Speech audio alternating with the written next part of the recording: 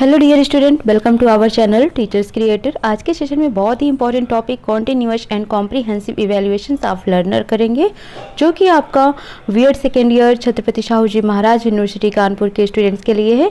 अधिगमकर्ता का सतत और व्यापक मूल्यांकन क्या होता है।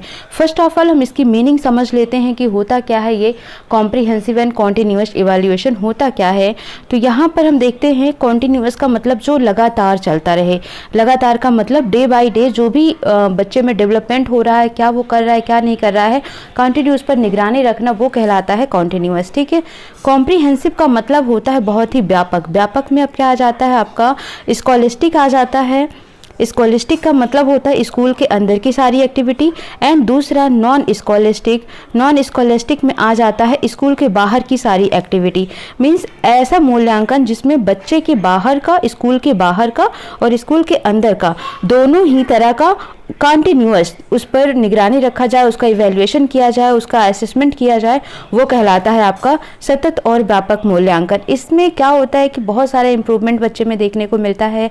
हम डे बाय डे देखते हैं कि वो लैग कहाँ पर कर रहा है, फिर उस चीज़ को मॉडिफाई करने की कोशिश करते हैं। सो अब यहाँ पर हम देखेंगे, स्टार्ट करते हैं टॉपिक। क्वेश्चन नंबर 1 है, मूल्यांकन की नवीनतम एवं आधुनिक पद्धति कौन सी होती है। ठीक है। तो यहाँ पर क्वेश्चन से कि जो नवीनतम एवं आधुनिक पद्धति है वो कौन सी है। परंपरागत परीक्षण पद्धति, सतत, व्यापक या सतत और व्यापक मूल्यांकन। तो राइट आंसर आपका क्या हो जाएगा, परंपरागत परीक्षण पद्धति जो होता है ये पुरानी पद्धति हो गई है। तो राइट आपका क्या हो जाएगा, सतत और व्यापक मूल्यांकन पद्धति, यानी कॉन्टिन्यूअस एंड कॉम्प्रिहेंसिव इवैल्यूएशन जो होता है ये सबसे इवैल्यूएशन की नई पद्धति मानी जाती है। नंबर 2 देखते हैं, मूल्यांकन एक नवीन, निरंतर एवं व्यापक प्रक्रिया है जिसका प्रयोग मापन की धारणा को परंपरागत जांचों और परीक्षाओं की अपेक्षा अधिक व्यापक रूप में व्यक्त किया गया है। यह परिभाषा किस विद्वान ने दी है। तो याद रखना J.W. रायस्टोन ने यह परिभाषा दी है। सतत और व्यापक मूल्यांकन कार्यक्रम की एक विशेषता क्या नहीं है। तो वस्तुनिष्ठता तो है, ठीक है, विश्वसनीयता भी है, वैधता भी है, लेकिन उपयोगिता ये इसका एक विशेषता नहीं है। ठीक है।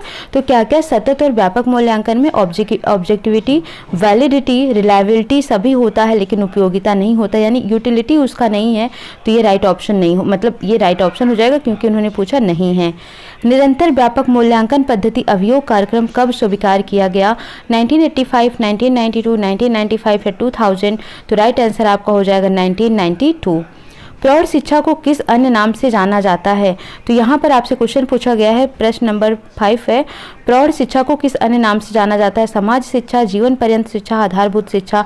तो प्रौढ़ शिक्षा को इन सभी नामों से जाना जाता है। तो डी इसका राइट आंसर हो जाएगा। नाउ क्वेश्चन नंबर 6 देखते हैं, प्रौढ़ शिक्षा जीवन के लिए, जीवन के द्वारा जीवन भर की शिक्षा है, यह कथन किसने कहा है। ठीक है। इसको कहा है महात्मा गांधी ने कि प्रौढ़ शिक्षा जीवन के लिए, जीवन के द्वारा जीवन भर की शिक्षा होती है, ऐसा महात्मा गांधी कहते हैं।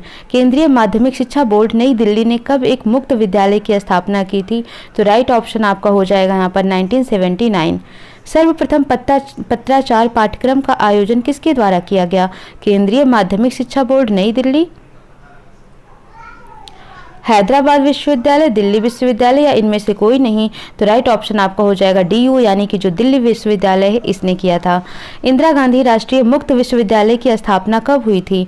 ठीक है। तो 1975, 85, 88 या 1990। तो राइट ऑप्शन आपका हो जाएगा 1985 में सर्वप्रथम इंदिरा गांधी राष्ट्रीय मुक्त विश्वविद्यालय की स्थापना हुई थी।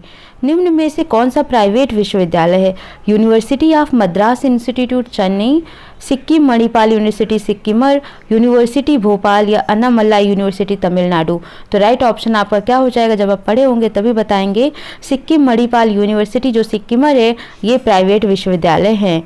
स्कूल ऑफ ओपन लर्निंग कहाँ पर है, ये दिल्ली में है, जिसको बोलते हैं सोल। ठीक है। स्कूल ऑफ ओपन लर्निंग क्या होता है, इसमें बच्चे प्राइवेट एडमिशन लेकर, जो स्कूल डेली नहीं जा सकते हैं वो पढ़ाई करते हैं, एडमिशन ले लेते हैं रेगुलर बेसिस पर।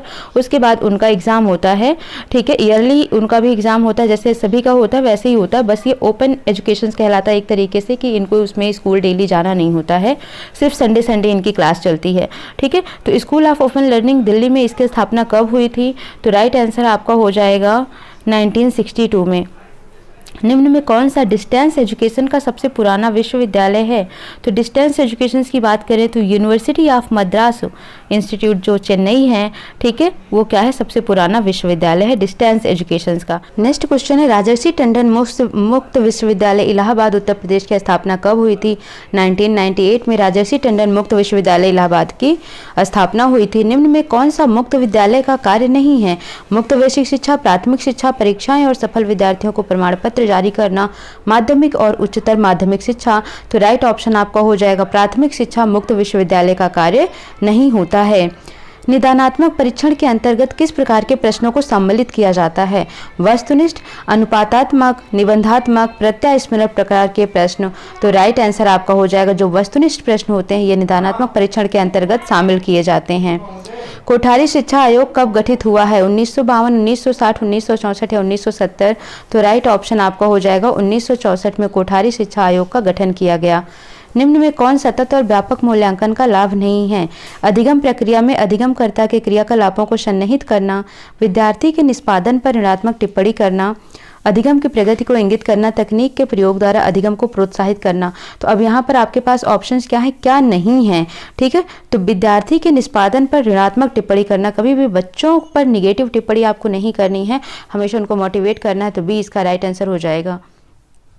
आकलन प्रक्रिया में क्या शामिल नहीं है? पूर्व ज्ञान, समझ का स्तर, अधिगम प्रक्रिया का आकलन, बार बार परीक्षण। तो राइट ऑप्शन आपका हो जाएगा बार बार परीक्षण जो है एग्जामिनेशन, वो आकलन प्रक्रिया में शामिल नहीं हुए। उसके बाद है नंबर 19 हम देख लेते हैं, निम्न में से क्या मुक्त विश्वविद्यालय की विशेषता नहीं है? देश में दूरस्थ शिक्षा का प्रचार प्रसार, ठीक है, यानी कि दूरस्थ शिक्षा का प्रचार प्रसार ये मुक्त विद्यालय की विशेषता है या नहीं है? तो याद रखना ये है। शिक्षम अधिगम में नवीन परिवर्तनों का प्रयोग ये भी है। प्रौढ़ शिक्षा कार्यक्रम को बढ़ावा देना ये भी है। प्राथमिक शिक्षा पर केंद्रित होना ये नहीं है, ठीक है। तो राइट ऑप्शन हो जाएगा आपका डी। परंपरागत शिक्षा प्रणाली का दोष है शिक्षा का सीमित होना, पाठ्यक्रम में सहयोगी क्रियाओं का अभाव, शारीरिक स्वास्थ्य एवं चरित्र की अनदेखी या उपयुक्त सभी।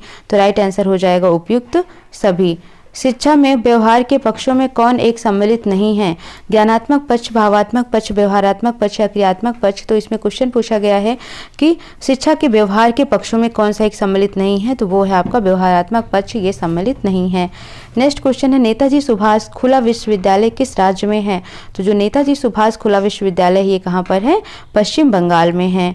यशवंतराव चौहान महाराष्ट्र ओपन विश्वविद्यालय कहाँ पर स्थित है? तो अब ये नाम याद रखो, यशवंतराव चौहान, ठीक है। तो कहाँ पर है? ये नासिक में।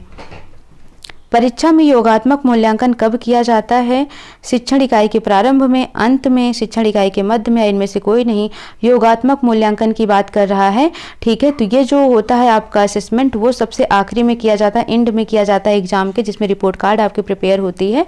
तो ये इसको कहते हैं समेटिव असेसमेंट। तो ये एकदम लास्ट में ही किया जाता है। और जो फॉर्मेटिव असेसमेंट होता है वो क्लास में आपका कभी भी कर सकते हैं।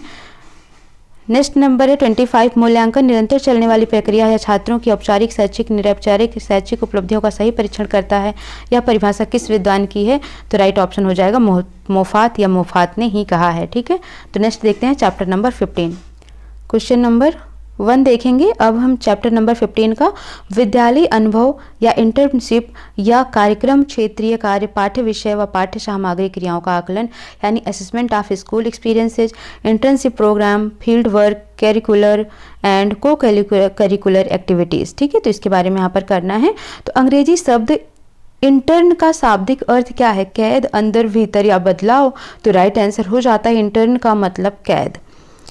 नया व्यवसाय या नौकरी आरंभ करने वाले युवकों के लिए प्रयोग किए जाने वाले शब्द हैं एजुकेशन, इंटर्न, प्राइवेट या जॉब। तो जब आप कहीं पर किसी व्यवसाय में इंटर करते हैं स्टार्टिंग में, तो आपको बोला जाता है इंटर्नशिप कर रहे हैं, यानी कि इंटर्न बोला जाता है। कि इस अवधि में सीखी गई मूलभूत सामग्री उनके भविष्य निर्माण में सहायक होती है। इंटर्नशिप युवा, नवीनतम, सोशल पीरियड। तो राइट ऑप्शन आपका हो जाएगा जो आप इंटर्नशिप में सीखते हैं वही आपके फ्यूचर निर्माण में हेल्प करती है। इंटर्नशिप किस क्षेत्र के नवागंतुकों के लिए अत्यंत उपयोगी सिद्ध होता है? शैक्षिक, व्यवसायिक, सोशल या राजनीतिक। तो राइट ऑप्शन आपका हो जाएगा जो यहाँ पर व्यवसायिक है यानी बिजनेस वाला सिलसिला होता है, तो बिजनेस में इंटर्नशिप बहुत ही ज़्यादा ज़रूरी हो जाता है। आप सभी को पता है कंपनी में जाते हैं तो इसमें इंटर्नशिप कराई जाती है। इंटर्नशिप की अवधि कितने माह तक की हो सकती है? 5 माह, 7 माह, 3 माह या 6 माह। तो मैक्सिमम अगर हम बात करते हैं इंटर्नशिप की तो वो 6 माह तक की करते हैं, अदरवाइज 3 महीने ही रखा जाता है। कॉलेज में पढ़ाई गई पाठ्य पुस्तकें वास्तविक कार्य का अनुभव देने में होती हैं। अक्षम, सक्षम, परिपूर्ण या गुणकारी। तो राइट आंसर हो जाएगा आपका अक्षम। छात्रों को क्षेत्र संबंधी गृह कार्य एवं पढ़ाई गई पुस्तकों की कमी को किसके द्वारा पूरा किया जा सकता है? तो राइट आंसर है इंटर्नशिप में जो चीज़ें उसको होमवर्क या फिर पाठ्य पुस्तक यानी बुक से नहीं मिलती है, बुकिश नॉलेज से नहीं मिलती है, उसको इंटर्नशिप यानी ट्रेनिंग पे पीरियड में सिखाया जाता है। किसी संगठन में इंटर्न के रूप में मिलता है सहकर्मी के कार्य, समस्या, निदान या परामर्श। तो इंटर्न के रूप में क्या मिलता है? कार्य मिलता है। तो राइट आंसर हो जाएगा ए। 9 नंबर क्वेश्चन देखते हैं। किसमें सीखे गए सिद्धांत को व्यवहार में लागू करने का अवसर मिलता है? राइट ऑप्शन आपका हो जाएगा खेल में, कार्य में, कक्षा में या घर में। किसमें सीखे गए सिद्धांत का? तो जो हम कक्षा में यानी क्लासरूम में सिद्धांत देखते हैं, सीखते हैं, उसको व्यवहार में लागू करने का अवसर हमें मिलता है, यानी कक्षा इसका राइट आंसर हो जाएगा। व्यवसाय का पहला चरण क्या है? तो व्यवसाय में सबसे पहले हम क्या करते हैं? इंटर्नशिप करते हैं। किसी राह में पहले चरण के रूप में इंटर्नशिप कार्यक्रम के तहत व्यवसायिक संबंध स्थापित करने में मदद मिलती है। शिक्षा की, परिणाम की, व्यवसाय की या कार्य की। तो कह रहा है कि किसकी राह में पहले चरण के रूप में इंटर्नशिप कार्यक्रम के तहत व्यवसायिक संबंध स्थापित करने में मदद मिलती है। तो राइट ऑप्शन आपका क्या हो जाएगा? व्यवसाय की राह में पहले चरण के रूप में इंटर्नशिप कार्यक्रम के तहत व्यवसायिक संबंध स्थापित करने में मदद मिलती है। 12th नंबर है, इंटर्नशिप किसका स्वर्णिम अवसर देती है? सीखने समझने का, सलाह लेने का, स्पर्धा करने का, विस्तार करने का।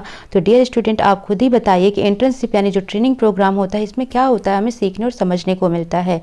छात्र इंटर्नशिप के दौरान तैयार करता है संगीत, साप्ताहिक डायरी, घर या उपयुक्त सभी। तो आपका राइट आंसर हो जाएगा उसने पूरे वीक में क्या सीखा है वो साप्ताहिक डायरी उसको तैयार करनी होती है। डायरी में छात्र क्या लिखता है? प्राप्त अनुभव, दूरदृष्टियों का लेखा जोखा, दोनों या नियुक्ति की तारीख। तो नियुक्ति का तारीख तो नहीं लिखना होता है उसमें, जो आपने अनुभव प्राप्त किए हैं और दूरदृष्टियों का देखा जोखा ये आपको करना होता है। सी। नेक्स्ट क्वेश्चन है क्वेश्चन नंबर 15। छात्र नियमित रूप से किसको ईमेल भेजते रहते हैं? प्राचार्य को, मित्र को, पर्यवेक्षक को या डॉक्टर को। तो जो सुपरवाइजर उनके होते हैं उन्हीं को वो हमेशा अपना ईमेल भेजते रहते हैं। 16 देखते हैं। इंटर्नशिप की समाप्ति पर कैसा प्रपत्र तैयार किया जाता है? तो याद रखना जब भी ट्रेनिंग खत्म होती है तो आपने उस ट्रेनिंग के दौरान में क्या क्या चीज़ें सीखी हैं वो पूरा लेखा जोखा विवरण तैयार होता है। तो यहाँ पर है ऑप्शन प्रशिक्षण कार्यस्थल का विवरण वाला, विचार विमर्श वाला, सोच समझ वाला, आवश्यकता वाला। तो डियर स्टूडेंट क्या तैयार किया जाता है? प्रशिक्षण कार्यस्थल का विवरण वाला प्रपत्र आपको तैयार करके दिया जाता है। शारीरिक विकास संबंधी क्रियाएं क्या नहीं है? सामूहिक परेड तो ये तो किया जाता है, सामूहिक ड्रिल ये भी होता है, नौका चालन ये भी होता है, लेकिन सामूहिक चोरी ये शारीरिक विकास संबंधी क्रिया नहीं होती है। साहित्यिक क्रिया क्या है? कहानी लेखन, निबंध लेखन, दोनों या पूजा पाठ। तो पूजा पाठ इसका आंसर नहीं होगा। राइट आंसर क्या हो जाएगा आपका? ए और बी दोनों, यानी कि कहानी लेखन और निबंध लेखन जो है वो साहित्यिक क्रिया होती है। सैनिक शिक्षा एवं एनसीसी किस क्रिया के अंतर्गत आते हैं? साहित्यिक, शैक्षिक, शिल्प या शारीरिक। तो प्यारे बच्चों क्या होता है? ये फिजिकल ट्रेनिंग होती है, यानी कि शारीरिक में आते हैं। इनमें से कौन सी साहित्यिक की क्रिया नहीं है? नाटक प्रतियोगिता, कविता का उच्चारण, स्कूल पत्रिका या बागवानी। तो जो बागवानी है ये साहित्यिक क्रिया में नहीं आता है। विभिन्न विषयों संबंधी परिषदें, इतिहास परिषद आदि किस क्रिया के अंतर्गत आते हैं? शैक्षिक, साहित्यिक, शारीरिक या मनोरंजन। तो राइट ऑप्शन आपका हो जाएगा शैक्षिक क्रिया के अंतर्गत आते हैं जितने भी विषय संबंधी परिषद होते हैं। इनमें से कौन कला संबंधी क्रिया के अंतर्गत आता है? विस्तार भाषण, मूर्ति कला, समाचार पत्र वाचन या साबुन बनाना। ठीक है, तो क्या पूछा गया? कला संबंधी। तो कला संबंधी में क्या होता है? शिल्प कला, मूर्ति कला यही सब तो होता है। ठीक है, हैंडीक्राफ्ट वगैरह। तो ये आ जाएगा आपका right option B. 23 number question देखेंगे। फुर्सत की गतिविधि नहीं है? एल्बम तैयार करना, सिक्के इकट्ठे करना, फोटो खींचना, बुनना। तो फुर्सत की गतिविधि नहीं है, आपसे ये पूछा गया है। तो बुनाई करना ये कोई फुर्सत की गतिविधि नहीं है। पुष्पोत्सव किस क्रिया के अंतर्गत आता है? कला संबंधी, कुश्ती, मनोरंजन या रंग संबंधी। तो डियर स्टूडेंट आपका राइट आंसर क्या होगा? कला संबंधी में ही पुष्पोत्सव होता है। ठीक है, शिल्प संबंधी क्रिया नहीं है, सिलाई, टोकरी बनाना, बुनना या पिकनिक, तो आपको समझ आ गया होगा। यानी सिलाई करना, टोकरी बनाना, बुनना ये सभी शिल्प संबंधी क्रिया होती है। पिकनिक पर जाना या पिकनिक जो है वो शिल्प संबंधी क्रिया नहीं है। मिट्टी के खिलौने बनाना मनोरंजन है, शिल्प है, शैक्षिक है, समाज सेवा है, तो राइट ऑप्शन आपका क्या हो जाएगा, शिल्पकारी क्या कहलाता है, मिट्टी के खिलौने बनाना। नागरिक शिक्षा संबंधी क्रिया क्या है, श्रमदान करना, रेड क्रॉस, बाल सभा या जिद बांधना, तो राइट ऑप्शन आपका क्या हो जाएगा, जो बाल सभा है ये नागरिक शिक्षा संबंधी क्रियाएं होती हैं। सामूहिक प्रार्थना और प्रभात फेरी कौन सी गतिविधि है, समाज सेवा संबंधी, नागरिक शिक्षा संबंधी, कला संबंधी या शिल्प संबंधी, तो आपको क्या लग रहा है यहाँ पर, सामूहिक प्रार्थना। तो जब भी समूह की बात हो जाए, सामूहिक प्रार्थना या प्रभात फेरी, तो ये कैसी क्रिया होती है, समाज सेवा संबंधी क्रिया होती है। मॉक संसद किससे संबंधित है, समाज सेवा से, साहित्यिक से, नागरिक शिक्षा से, कला से, तो राइट आंसर हो जाएगा जो नागरिक शिक्षा है उसे मॉक संसद बोला जाता है। किसका मुख्य उद्देश्य छात्रों में पोषण, स्वास्थ्य और स्वच्छता संबंधी होना चाहिए, स्वास्थ्य और शारीरिक शिक्षा कार्यक्रम, सामुदायिक स्तर का, स्काउटिंग का, या इनमें से कोई नहीं। तो पूछा गया है कि छात्रों के पोषण, स्वास्थ्य और स्वच्छता संबंधी उद्देश्य किसमें होता है, तो स्वास्थ्य और शारीरिक शिक्षा कार्यक्रम में, तो ए इसका राइट आंसर हो जाएगा। तो इस सेशन में हमने किए टोटल 25 और 30 क्वेश्चन, यानी कि टोटल 55 क्वेश्चन किए हैं हमने, जो कि आपका चैप्टर नंबर 14 और चैप्टर नंबर 15 का है। ठीक है, आप इसको कर लीजिए और इसके बाद मैं आपको कोशिश करूंगी कि कुछ एक सेपरेट वीडियो डाल दूं डिटेल में, जैसे कॉन्टिन्यूअस कॉम्प्रिहेंशन इवेल्युएशन हो गया, सीसी हो गया, और इसी तरीके से असेसमेंट हो गया। तो ये सब कुछ इंपॉर्टेंट पॉइंट है। वैसे असेसमेंट की मैंने, ठीक है, असेसमेंट आप जाकर देखना, जो मेरा असेसमेंट का प्लेलिस्ट है उसमें आपको आपके काफ़ी टॉपिक्स मिल जाएंगे, वहाँ पर आप देख सकते हैं जो आपको हेल्पफुल होता है, आप उसको वहाँ पर विजिट करके आसानी से पढ़ सकते हैं इंग्लिश मीडियम के स्टूडेंट्स को। ओके, सो आई होप आपको ये समझ आ जाएगा। सो कमेंट करिएगा अगर कोई और डाउट होता है, बाकी जितना हो सके शेयर को लाइक, शेयर, सब्सक्राइब करें। मिलते हैं नेक्स्ट सेशन में। Thank you for watching.